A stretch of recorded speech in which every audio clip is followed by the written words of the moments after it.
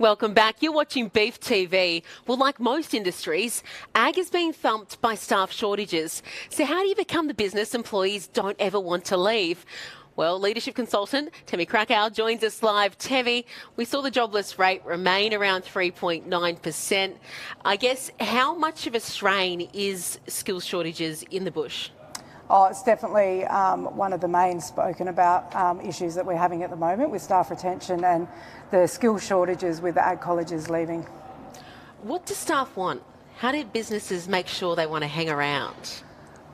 By creating a good culture, people want to be valued, they want to have opportunity and they want to be heard. So if we can create a good culture in our business, then I think we've got a good chance of being able to keep people in the industry. You have got your two businesses, your coaching side, the top end leadership. Yep. What have you seen through your programs? So my business is about setting people up for success in agriculture, so teams and individuals, and people just want help. They just want to understand or have an understanding of how they can do the job that they love and be a leader at the same time. So when you bring people in, what do you do? We go through, we have disc profiling, we go through communication stuff, and we also just look at leading, so my program starts off with leading you, leading others and leading teams. So leadership starts when we have a good understanding of ourselves and good self-awareness of ourselves, and then once we've got that, we can then be able to lead teams efficiently. Now, how have you seen some of those businesses adapt? Oh, it's been great. I've had some great feedback this week. So businesses come in and just say that the whole mind shift of the people that have come through the workshops and just having those aha moments, being able to move forward in adapting different culture and mindset in their business has really shown the productivity side of their business move forward. Because that's a real concern for people as well, right? When they're helping develop their staff, they want to ensure that that still is maintained. Yeah, that's right. And it's so important that people say, why do we develop people? But I say, why not? So once we develop our people, it has the flow-on effect, no matter whether they stay in that position. But if they want to stay in the industry, we need to start developing our people. What are some simple ways you can develop staff, particularly if you're a small business owner? Get curious, get to know them, ask them questions, get curious about what they want, what their goals are, and let them know the bigger picture. Give them transparent communication of what you and your business are working towards, and it's going to give them a why and it's going to make them feel valued, and they're going to give you more by knowing that.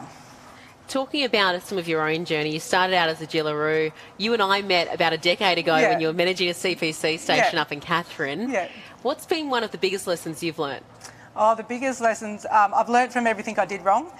So my biggest lesson would be to look out, to lead you first. To have an awareness of where I am so that I can manage me and lead myself to then be able to lead others. And we know you have been doing that through the Graham Acton Beef Connections program as well. Why were you so happy to get involved? Oh, I just love helping people. I had a great mentee, Liam, so we bounced off of each other and he was fantastic. And the more fulfillment is about giving, not getting. So I'm just in my element at the moment. I get to talk to people, I get to help people in their leadership journeys, in their personal journeys, and it's totally fulfilling. That's great. It's fulfilling. What else do you get out of it?